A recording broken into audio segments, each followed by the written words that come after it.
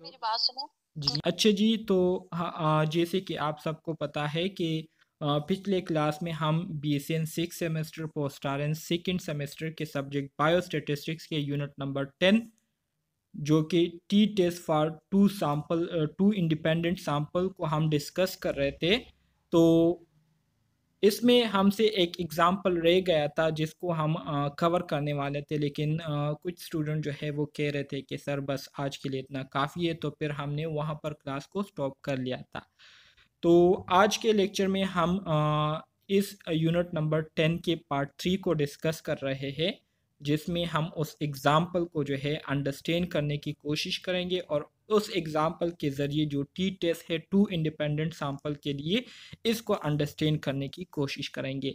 तो T test for two independent sample, इसके बारे में तो उम्मीद करता हूँ आप सबको थोड़ी बहुत समझ आ गई होगी। जैसे कि मैंने आपको कहा था कि T test for two independent sample ये हमारे साथ एक स्टेटिस्टिकल मेथड होता है जिसको हम इस मकसद के लिए यूज़ करते हैं कि हमारे साथ जो दो इंडिपेंडेंट सेपरेट ग्रुप है, ठीक है, इसकी जब हम कैलकुलेशन करते हैं, इसकी जब हम मीन्स मालूम करते हैं दोनों सेपरेट ग्रुप की, तो इन दोनों ग्रुप की जो मीन्स है इसको हम क्या करते हैं, फिर कंपेयर करते हैं एक दूसरे के साथ, और इस मकसद के लिए कंपेयर करते हैं कि आया ये दोनों ग्रुप जो है एक दूसरे के साथ किसी किस्म की मुशाहिबत रखती है या नहीं, एक दूसरे के साथ इनका कोई रिलेशन है या नहीं है। तो इस मकसद के लिए हम जो टेस्ट करते हैं उसको हम क्या कहते हैं, टी टेस्ट कहते हैं। और इसी तरह से मैंने आपको कहा था कि हमारे साथ जो दो ग्रुप होंगे तो ये इंडिपेंडेंट होंगे, मतलब दोनों जो है एक दूसरे पर इफेक्ट नहीं करेंगे, ठीक है। तो ये जो है मैंने आपको टी टेस्ट के बारे में बताया था जो कि हम टू इंडिपेंडेंट सैंपल के लिए करते हैं। तो इसमें फिर हमने मुख्तलिफ इसके जो करेक्टरिस्टिक्स है, जो एजम्पशन है, वो भी डिस्कस कर लिए थे। इसके साथ साथ मुख्तलिफ एग्जाम्पल भी हमने जो है T test for two independent sample के लिए वो भी डिस्कस कर लिए थे। इसके साथ साथ जो T test for two independent sample के लिए हमारे साथ जो फार्मूला है तो वो भी आपको स्क्रीन पर अभी दिखाई दे रहा होगा। वही टी स्कोर वाला फार्मूला है, उसको जो है सिर्फ ये किया गया है कि उसको अब टू सैंपल के लिए जो है उस एक सैंपल में जो हम टी स्कोर फार्मूला यूज़ कर रहे थे तो उसको अब हम टू सैंपल्स के लिए यूज़ कर रहे हैं, मतलब टू टाइम हम उस फार्मूले को क्या करते हैं, रिपीट करते हैं, ठीक है। सारा कुछ जो है वही का वही फार्मूला है, वही का वही जो है एक्सप्रेशन है। सिर्फ फ़र्क इसमें ये आया हुआ है कि हर एक एक्सप्रेशन को हमने टू टाइम्स क्या किया हुआ, रिपीट किया हुआ है, जिसका मतलब ये है कि एक जो एक्सप्रेशन है वो सैंपल वन को रिप्रेजेंट करती है और जो दूसरी एक्सप्रेशन है वो सैंपल टू को रिप्रेजेंट करती है। तो ये सारी चीज़ें जो हैं हमने काफ़ी डिटेल के साथ डिस्कस कर ली थी। इसके बाद हमारे साथ एक क्वेश्चन आता है, ठीक है, एक एग्जाम्पल है, और इस एग्जाम्पल के ज़रिए अब हम अंडरस्टैंड करने की कोशिश करेंगे और इस टी टेस्ट को जो है हम यूज़ करते हुए टू इंडिपेंडेंट सैंपल के लिए हम जो है जानने की कोशिश करेंगे कि किस तरह से टू इंडिपेंडेंट सैंपल के लिए हम टी टेस्ट को यूज़ करते हुए डेटा कैलकुलेट कर सकते हैं। तो एग्जाम्पल आपके सामने मौजूद है जिसमें कहते हैं कि suppose an investigator want to evaluate the impact of health education on mother registered to get antenatal care। Antenatal care आप सबको पता है कि जब प्रेगनेंसी हो जाती है तो डिलीवरी से पहले जो प्रेग्नेंट वमेन को केयर दी जाती है उसको हम क्या कहते हैं, एंटीनेटल केयर कहते हैं। आप सब स्टूडेंट्स को पता होगा इसके बारे में।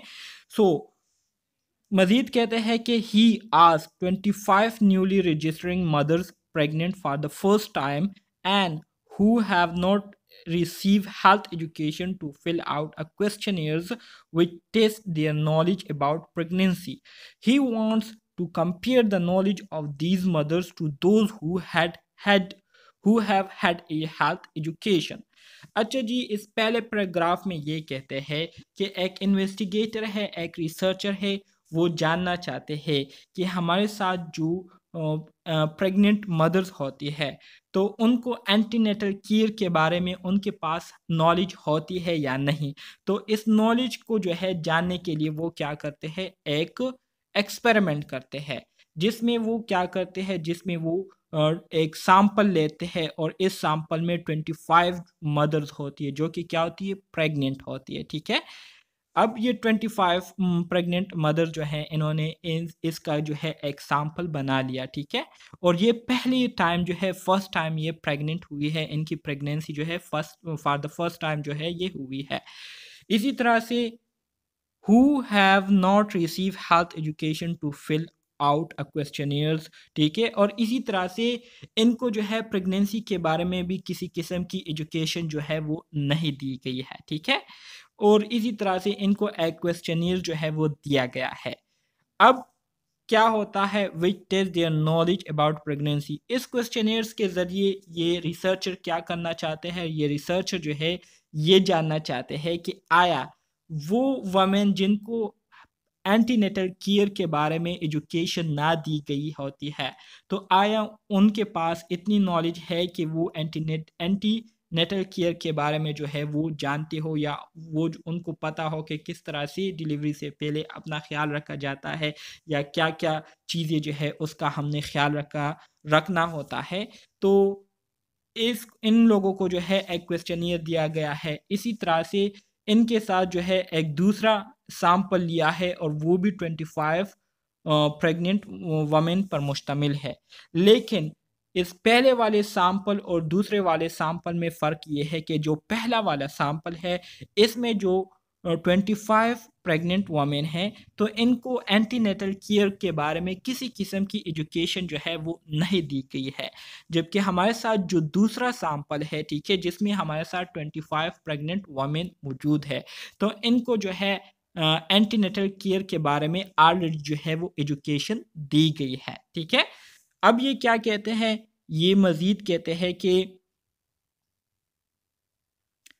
he selected the second sample from mothers who are pregnant for the first time, who are registered with our hospital, but who have attended health education classes about pregnancy. देखिए वही बात है।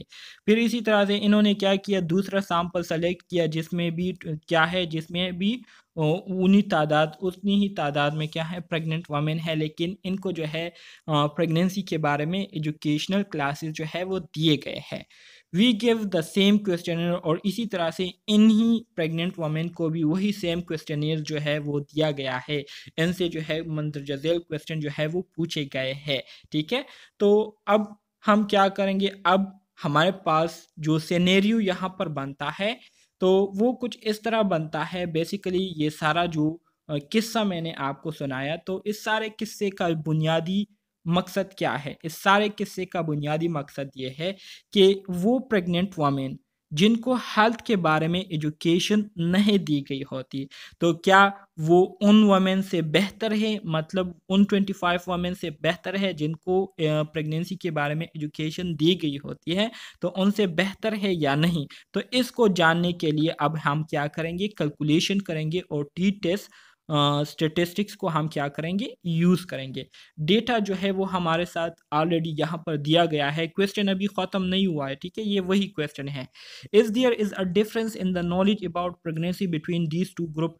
तो क्वेश्चन में पूछा गया है जो दो ग्रुप्स हमने लिए हैं, तो आया इन दोनों ग्रुप के नॉलेज में कोई फ़र्क है या नहीं? तो ये तो अभी से आपको पता चल गया है। ज़ाहिरी बात है वो ग्रुप जिनको एंटीनेटल केयर के बारे में कोई एजुकेशन नहीं दी गई है, प्रेगनेंसी के बारे में उनको किसी किस्म की जो है क्लास नहीं दी गई है, तो वो जो है किसी भी हाल में बेहतर नहीं हो सकते उन लोगों से जिनको जो है प्रेगनेंसी के बारे में एजुकेशन जो है वो मिली हुई है, उन्होंने क्लासेस ली हुई है, ठीक है। तो ये तो ऑलरेडी यहाँ से आपको पता चल गया। सो नो हेल्थ एजुकेशन मतलब दो ग्रुप है हमारे साथ, एक वो ग्रुप है जिनको हेल्थ के बारे में किसी किस्म की एजुकेशन नहीं दी गई है, और एक हमारे साथ वो ग्रुप है जिनको हेल्थ के बारे में एजुकेशन दी गई है, ठीक है। सो वो लोग जिनको हेल्थ के बारे में एजुकेशन नहीं दी गई है, ठीक है, तो उनकी टोटल तादाद कितनी है, 25 है। इसी तरह से वो लोग जिनको हेल्थ के बारे में एजुकेशन दी गई है उनकी टोटल तादाद 27 है, ठीक है। ये 25 वाला हमारे साथ सैंपल 1 है और 27 वाला सैंपल 2 है, ठीक है। इसी तरह से सैंपल 1 का जो मीन स्कोर हमारे साथ बनता है वो है 12.5 5, ठीक है, 12.5, जबकि सैंपल 2 का जो मीन स्कोर बनता है वो है 16.4। ये डेटा ऑलरेडी आपको दिया गया है। इसी तरह से सैंपल 1 का जो स्टैंडर्ड डिविएशन बनती है वो है 4.5, ठीक है। इसी तरह से सैंपल 2 की जो स्टैंडर्ड डिविएशन बनती है वो है 4.2। सो अब हम क्या करेंगे, अब हम इसके लिए स्टेटमेंट बनाएंगे, नल हाइपोथेसिस और अल्टरनेटिव हाइपोथेसिस जो है हम क्रिएट करेंगे, ठीक है। सो हमारा जो अल्टरनेटिव हाइपोथेसिस है वो यही है। बज़ाहिर अब हमने डेटा देख लिया है तो अब हमें पता चल गया है कि वो लोग जिनको हेल्थ के बारे में एजुकेशन दी गई है, ठीक है, तो वो क्या है, वो ज़्यादा जानते होंगे प्रेगनेंसी के बारे में बनिस्बत उन लोगों से जिनको हेल्थ एजुकेशन नहीं दी गई होती। तो ये हमारे क्या है, ये हमारी अल्टरनेटिव हाइपोथेसिस हो गई, ठीक है। सो यहाँ पर हम क्या करते हैं, यहाँ पर हम अपनी नल हाइपोथेसिस और अल्टरनेटिव हाइपोथेसिस को क्या करते हैं, उसकी स्टेटमेंट करते हैं। तो हमारी जो अल्टरनेटिव हाइपोथेसिस है, ठीक है, अल्टरनेटिव हाइपोथेसिस जिसको हम एच ए से रिप्रेजेंट करते हैं, तो इसमें हम किस तरह से बात करेंगे, हम इसमें इस तरह से बात करेंगे कि जो हमारे साथ मीन ऑफ सैंपल 1 है, मतलब सैंपल 1 मीन जो है ये कभी भी बराबर नहीं हो सकता किस चीज़ के, सैंपल 2 के मीन के, क्योंकि सैंपल 1 का जो मीन है वो अनएजुकेटेड है और सैंपल 2 में हमारे साथ जो है वो एजुकेटेड है। तो वो लोग जो कि गैर एजुकेटेड होते हैं, क्या वो बराबर हो सकते हैं तालीमी याफ्ता लोगों के? तो नहीं हो सकते ना। तो ये हमारी एक स्टेटमेंट हो गई, ठीक है। सो इसके हमारे साथ जो अपोजिट में बनता है, ठीक है, इसके अपोजिट में जिसको हम नल हाइपोथेसिस कहते हैं, तो नल हाइपोथेसिस इस तरह से बनेगी कि जो हमारे साथ सैंपल मतलब मीन ऑफ सैंपल 1 है, H naught is equal to mean of sample 1 जो है ये क्या है, ये बराबर है किसके, मीन ऑफ सैंपल 2 के, ठीक है, मीन ऑफ सैंपल 2 के। तो ये हमारी अल्टरनेटिव हाइपोथेसिस होगी। हमने जो स्टेटमेंट दी है, हमने जब डेटा को देखा और वो उसको ऑब्जर्व किया, तो ऑब्जर्वेशन के बाद हमने इस पर सोचा और ये स्टेटमेंट दी, ये बयान हमने दिया कि वो प्रेग्नेंट वमेन जिनको प्रेगनेंसी के बारे में एजुकेशन नहीं दी गई है, तो वो कभी भी बराबर नहीं हो सकते उन प्रेग्नेंट वमेन के जिनको प्रेगनेंसी के बारे में पता होता है, उनके पास नॉलेज होती है। तो ये हमारी अल्टरनेटिव हाइपोथेसिस हो गई, ठीक है। जबकि नल हाइपोथेसिस में कहते हैं कि नहीं, वो लोग जिनको एजुकेशन नहीं दी गई है और वो लोग जिनको एजुकेशन दी गई है, तो दोनों जो है ये बराबर है, इनमें किसी किस्म का फ़र्क नहीं है। तो अब हम क्या करेंगे, अब हम इस नल हाइपोथेसिस को टेस्ट करेंगे कि आया इन्होंने जो बात की है ये सच है या हमने जो बात की है वो सच है, ठीक है। स्टेटमेंट की समझ आ गई आप स्टूडेंट्स को? सर ये स्टेटमेंट में देखें, उसमें लिखा हुआ है कि हमने मतलब किया है कि एक इन्वेस्टिगेटर ने एवेलुएट किया है, तो उसमें सर क्वेश्चन में लिखा हुआ है कि 25 न्यूली हैं जिन्होंने एजुकेशन नहीं ली, हाँ और ना, बाकी का तो उसने लिखा ही नहीं हुआ। 27 कहाँ लिखा हुआ? 27 नहीं लिखा हुआ, लेकिन ये मैं क्या कह रहा हूँ, ये यहाँ पर आपको ये डेटा दिया गया है, ये देख के मैंने आपको कहा कि अभी क्वेश्चन पूरा नहीं हुआ। क्वेश्चन जो है यहाँ पर ठीक है, ख़त्म हो जाता है, ये पूरा जो डेटा यहाँ पर जो यानी टेबल दिया ये जो गया है ना, टेबल है ये हमें वो अलग का हिस्सा है। ये जो ठीक है, टेबल दिया गया ओके, है यहाँ तक है आपका क्वेश्चन, तो ठीक है, सारा ठीक है डेटा सर, दे दिया है, ठीक है। Okay sir, okay. ओके। सो अब हम क्या करते हैं, अगर आपको याद हो तो आपके पास जो वन सैंपल के लिए फार्मूला होता था, T formula for one sample, तो वो क्या होता था, X bar minus mu divided by standard deviation under root N. तो ये आपके पास फार्मूला होता था। क्योंकि अब हमारे पास टू इंडिपेंडेंट सैंपल है, तो अब इसको हम क्या करेंगे, इसको अब हम डबल करेंगे। तो फार्मूला वही है, कुछ भी इसमें डिफरेंस नहीं है, सिर्फ सैंपल जो है वो एक के बजाय दो हो गए, तो इसलिए हम दो के लिए क्या करेंगे, उसके लिए हम फार्मूला को अरेंज करेंगे।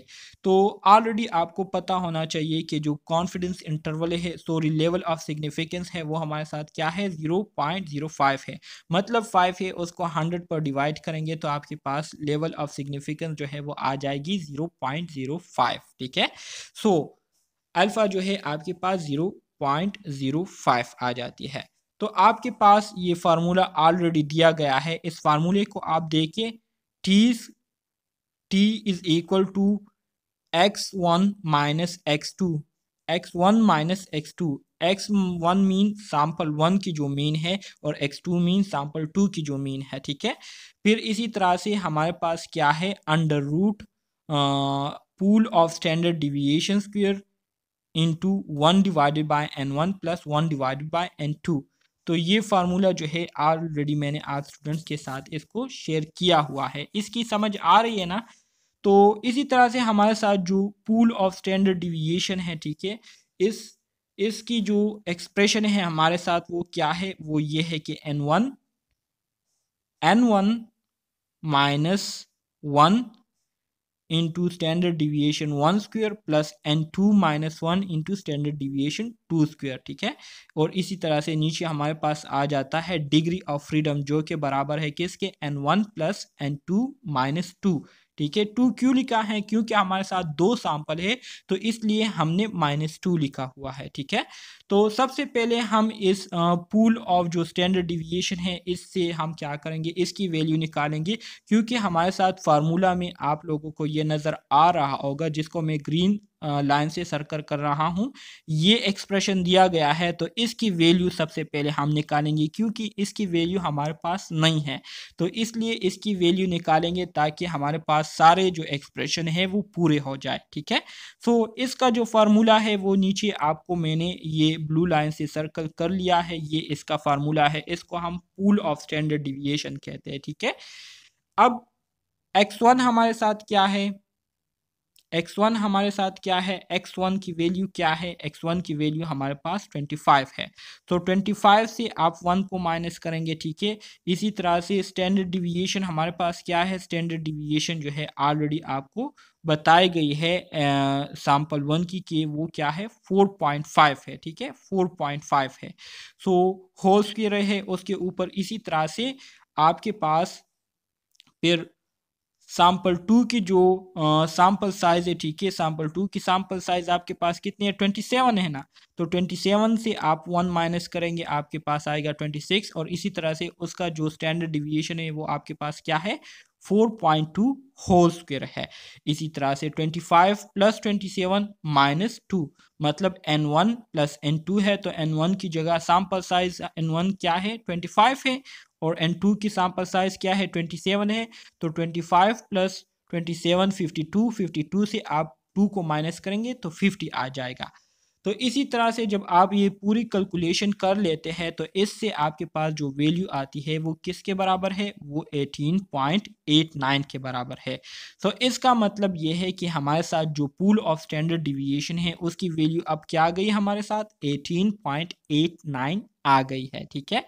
अब हम क्या करेंगे, अब हम इस फार्मूले में पुटिंग करेंगे, ठीक है। जो एक्सप्रेशन है उस एक्सप्रेशन के वैल्यूज पुट करेंगे और उसकी हम क्या करेंगे, कैलकुलेशन करेंगे। सो अब अगर आप यहाँ पर देखें, x1 की वैल्यू क्या है, मतलब सैंपल 1 की जो मीन 1 है उसकी वैल्यू हमारे पास क्या है, उसकी वैल्यू हमारे पास 12.5 है, ठीक है। इसी तरह से जो सैंपल 2 है उसकी मीन वैल्यू क्या है, उसकी मीन वैल्यू हमारे पास 16.4 है। सो 12.5 minus 16.4 divided by pool of standard deviation की वैल्यू क्या है, यहाँ पर अब हमने कैलकुलेट किया 18.89 है। तो इस पूल ऑफ स्टैंडर्ड डिविएशन की जगह हमने 18.89 पुट कर लिया है। इसी तरह से बाकी 1 डिवाइडेड बाय n1 की जगह हम 25 लिख देंगे, प्लस 1 डिवाइडेड बाय n2 की जगह हम 27 लिख देंगे। इसकी जब हम पूरी कैलकुलेशन कर लेते हैं तो इससे हमारे पास क्या वैल्यू आती है, इससे हमारे पास वैल्यू आती है -3.23। तो आपकी जो कैलकुलेटेड टी वैल्यू है, ठीक है, कैलकुलेटेड जो टी वैल्यू है आपकी वो क्या है, वो आपके बराबर है -3.23 के, ठीक है। तो ये आपके पास कैलकुलेटेड वैल्यू आ गई। अब हम क्या करेंगे, अब हम जाएंगे डिग्री ऑफ फ्रीडम की तरफ। सो डिग्री ऑफ फ्रीडम हमारे पास क्या है, डिग्री ऑफ फ्रीडम की जो वैल्यू है उसको अब हम फाइंड आउट करेंगे और उसके बाद फिर हम आगे जाएंगे किस चीज़ की तरफ? टी स्कोर की तरफ, ठीक है, टेबल की तरफ। डिग्री ऑफ फ्रीडम का फार्मूला, जी जी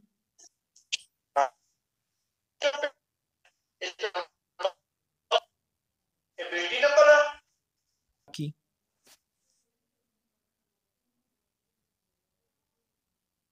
हेलो। सर बीच बीच में किसी का माइक जो है ना वो ओपन हुआ हुआ एक्चुअली, इस वजह से वो कोई बोल। अच्छा जी, अच्छा जी। सो डिग्री ऑफ फ्रीडम हमारे पास फार्मूला क्या है? Degree of freedom D F is equal to N1 plus N2, ठीक है, -2 है। तो मतलब ये है कि हमारे पास जो डिग्री ऑफ फ्रीडम है वो क्या आती है? वो वही 50 आती है। सो ये तो ऑलरेडी हमने कैलकुलेट किया हुआ है। सो यहाँ पर आगे अब हम क्या करेंगे, इसको अब आगे हम प्रोसीड करेंगे और आपको अब पता चल जाएगा कि किस तरह से हम T test for 2 independent sample के लिए हम परफॉर्म करते हैं। सो डिग्री ऑफ फ्रीडम का फार्मूला दोबारा से बताऊं, डिग्री ऑफ फ्रीडम का फार्मूला जो है इंतहाई सिंपल है।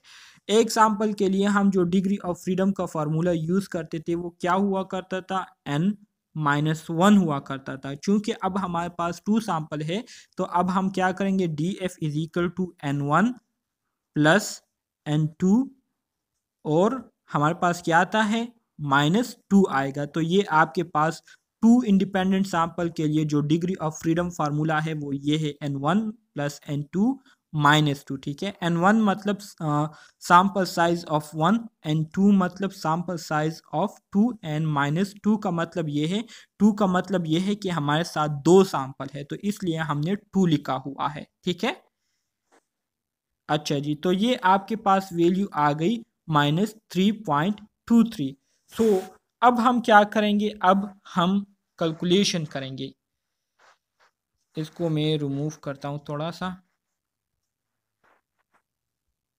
हम क्या करेंगे? सबसे पहले अब हम जाएंगे डिग्री ऑफ फ्रीडम की तरफ। वही प्रोसेस है, ठीक है। सैंपल 1 के लिए हमने जो मेथड किया था, डिग्री ऑफ फ्रीडम क्या है? N1 प्लस N2 -2, ठीक है। N1 की जगह हम क्या लिखेंगे? सैंपल साइज 1 25 है, सैंपल साइज 2 जो है 27 है। तो ये टोटल कितने हो गए? 52 हो गए। 52 -2 तो इससे आ जाएगा 50। तो डिग्री ऑफ फ्रीडम आपके पास क्या आ गई? डिग्री ऑफ फ्रीडम आपके पास आ गई 50, ठीक है। और लेवल ऑफ सिग्निफिकेंस आपके पास क्या है? लेवल ऑफ सिग्निफिकेंस आपके पास 0.05 है। तो इसको अब हम क्या करेंगे? इसको हम टी टेबल में देखेंगे और इसकी जो वैल्यू आएगी उसको हम कंपेयर करेंगे कैलकुलेटेड टी वैल्यू के साथ, ठीक है। सो इंतहाई सिंपल है, इसको गौर से देखे जिस तरह से मैं करता हूँ आपने भी बिल्कुल उसी तरह से करना है। मैं थोड़ा सा इसको जूम आउट कर लेता हूँ, जूम इन कर लेता हूँ ताकि आपको क्लियरली नज़र आ जाए। सो यहाँ पर आप देख सकते हैं डिग्री ऑफ फ्रीडम ऊपर आपको दिखाई दे रहा होगा, ठीक है, ये वाला। इसी तरह से आपने नीचे आना है और जहाँ पर 50 लिखा हुआ है तो 50 पर आपने रुक जाना है। तो ये आपकी डिग्री ऑफ फ्रीडम हो गई 50। लेवल ऑफ सिग्निफिकेंस आपका क्या है? 0.05 है और ये हमारे साथ -3 है, ठीक है। -3 की तरफ जब अच्छा जी, लेवल ऑफ सिग्निफिकेंस हमारे पास 0.05 है और हमारे साथ जो कैलकुलेटेड वैल्यू आई थी वो -3 थी ना, -3.25 थी। तो इसका मतलब ये है कि ये टेस्ट हमारे साथ वन टेल टेस्ट हो रहा है, ठीक है। तो इसलिए हम इसको वन टेल में देखेंगे। तो अब अगर आप देखें, सॉरी वन टेल नहीं है, ये हमारे साथ टू टेल है, ठीक है। सो अब अगर हम क्या करते हैं, इसको देखते हैं किस में? इसको हम देखते हैं 0.05 में। 0.05 में देखते हैं तो इसी तरह से नीचे आते आते आते 50 के सामने आपने बिल्कुल क्या करना है? इसको मार्क कर देना है। तो आपके पास वैल्यू आई है 2.01, ठीक है। वैल्यू आपके पास क्या आई है? वैल्यू आपके पास आई है 2.01 आपके पास वैल्यू आई है। सो इसको आप अपने साथ नोट कर लीजिए। इसको अब हम वहां पर कंपेयर करेंगे। अच्छा जी। सो यहाँ पर हमारे पास जो कैलकुलेटेड वैल्यू है वो क्या है? वो -3.23 है, जबकि टेबुलेटेड वैल्यू हमारे पास क्या वैल्यू आती है। अच्छा जी, तो हम ये बात कर रहे थे कि हमारे साथ जो कैलकुलेटेड वैल्यू है वो क्या है, -3.23 आई है, जबकि टेबुलेटेड वैल्यू हमारे पास क्या है, टेबुलेटेड वैल्यू हमारे पास 2.01 आई हुई है, 2.01 आई हुई है। सो मतलब ये है कि अगर इसको हम under the normal curve distribution में देखें तो हमारे पास जो वैल्यू आई है वो क्या है, वो यहाँ पर आई हुई है। अगर इसके साथ माइनस नहीं है, ठीक है, प्लस है, तो मतलब ये है कि वैल्यू हमारे पास यहाँ पर आई हुई है 2.01 पर आई हुई है, जबकि जो कैलकुलेटेड वैल्यू है वो हमारे साथ कहाँ पर आई हुई है, वो हमारे साथ यहाँ पर क्रिटिकल रीजन में आई हुई है, इस एरिया में आई हुई है। मतलब यहाँ पर किसी जगह पर हमारे पास जो वैल्यू आई है वो -3.23 है। तो इसका मतलब ये है कि जो कैलकुलेटेड वैल्यू है वो बहुत ज़्यादा क्या है, वो बहुत ज़्यादा शॉर्ट है, बहुत ज़्यादा कम है, किससे, टेबुलेटेड वैल्यू से।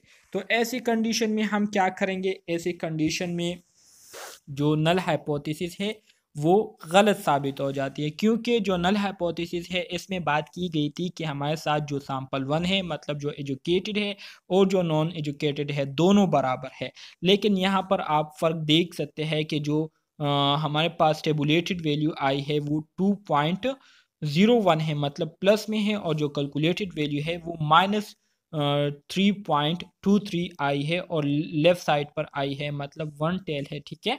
सो इससे हमारे पास ये बात साबित होती है कि हमारे पास जो नॉन एजुकेटेड और एजुकेटेड है वो कभी भी बराबर नहीं हो सकते, ठीक है। तो हम क्या करेंगे, हम नल हाइपोथेसिस को रिजेक्ट कर लेंगे। समझ आ गई आपको? जी सर। अच्छा जी, आगे बढ़ते हैं। इसमें क्या कहते हैं, यहाँ पर आप देख सकते हैं, यहाँ पर आपको कंडीशन दिए गए हैं। इसका रिजल्ट हम मालूम करेंगे। डिग्री ऑफ फ्रीडम हमारे पास 50 है। रिजेक्ट हम नल हाइपोथेसिस को कब करेंगे, अगर कैलकुलेटेड वैल्यू जो है ये हमारे साथ क्या हो, ज़्यादा हो टेबुलेटेड वैल्यू से, या अगर कैलकुलेटेड वैल्यू जो है ये हमारे साथ क्या हो, कम हो, किससे, टेबुलेटेड वैल्यू से। तो ऐसी कंडीशन में हम क्या करेंगे, ऐसी कंडीशन में हम नल हाइपोथेसिस को रिजेक्ट करेंगे। अब अगर आपने रिजल्ट देखा हो तो कैलकुलेटेड वैल्यू हमारे पास क्या आई थी, कैलकुलेटेड वैल्यू हमारे पास -3.23 आई थी, जबकि टेबुलेटेड वैल्यू हमारे पास -2.01 आई थी। तो मतलब ये है टेबुलेटेड वैल्यू से कैलकुलेटेड वैल्यू बहुत ज़्यादा कम है, तो इस वजह से हम क्या करेंगे, नल हाइपोथेसिस को रिजेक्ट करेंगे। P value is less than 0.01 multiply 2, तो ये हमारे पास आ जाएगा 0.02। अच्छा जी, since T calculated value is -3.32 falls in critical region, कहते हैं कि ये वैल्यू जो है 3.23 क्रिटिकल रीजन में आती है। इस वजह से हम नल हाइपोथेसिस को रिजेक्ट करेंगे विद लेवल ऑफ सिग्निफिकेंस 0.05 के साथ, लेवल ऑफ सिग्निफिकेंस मतलब 5% लेवल ऑफ सिग्निफिकेंस के साथ, जिसका मतलब ये है कि हमारे पास इतने एविडेंस मौजूद है कि उसके बेस पर हम ये बात साबित कर सकते हैं कि जो प्रेग्नेंट वमेन है जिन्होंने एजुकेशन हासिल की है वो ज़्यादा बेहतर है उन प्रेग्नेंट वमेन से जिन्होंने हेल्थ या प्रेगनेंसी के बारे में एजुकेशन हासिल नहीं की। समझ आ गई है? जी सर। वेरी गुड, बहुत सिंपल बातें हैं और बहुत सिंपल तरीके से मैंने आपको समझाया, तो उम्मीद करता हूँ इसकी समझ मुकम्मल तौर पर आपको आ गई होगी। इसी तरह से जैसे कि वन सैंपल के लिए हम कॉन्फिडेंस इंटरवल को हमने डिस्कस किया था, इसी तरह से टू इंडिपेंडेंट सैंपल के लिए भी जो कॉन्फिडेंस इंटरवल फार्मूला है वो यही होगा। पहले जो हमारे साथ वन सैंपल के लिए हुआ करता था तो वो x बार प्लस माइनस हुआ करता था, चूँकि अब हमारे साथ टू सैंपल है तो इस वजह से x बार की जगह हम क्या लिखेंगे, x बार की जगह हमारे पास क्या आएगा, x बार की जगह हमारे पास x1 बार माइनस x2 बार, मतलब mean of sample 1 minus mean of sample 2 plus minus उसी तरह से आएगा। t हमारे साथ टेबुलेटेड है अल्फा डिवाइडेड बाई 2, ठीक है, डिग्री ऑफ फ्रीडम और बाकी सारा वही फार्मूला है। तो इसको आप लोगों ने क्या करना है, याद रखना है, ठीक है। मतलब जो पूल ऑफ स्टैंडर्ड डिविएशन है इसकी एक्सप्रेशन आपके पास ये है, तो ये आप लोगों ने क्या करना है, याद रखना है। सिंपल चीज़ ये है, बायोस्टैटिस्टिक्स में आप लोगों ने सिर्फ प्रैक्टिस करनी है, ठीक है, सिर्फ प्रैक्टिस करनी है और प्रैक्टिस से ही आप लोग इन सारी चीज़ों को सीख सकते हैं। एक बार मेरे लेक्चर को सुनेंगे और फिर दूसरी बार जो है आपने उस पर प्रैक्टिस करना है। तो इंशाल्लाह मैं दावे से कह सकता हूँ कि आप जो है हर एक चीज़ को सीख जाएंगे और फिर कभी भी जो है आपसे ये सारी चीज़ें नहीं भूलेंगे, फिर कभी भी कोई भी मसला फिर आपको नहीं होगा। तो ये था आपका यूनिट नंबर 10 जो कि हमने कवर कर लिया है और अब हम स्टार्ट करेंगे अपने यूनिट नंबर 11।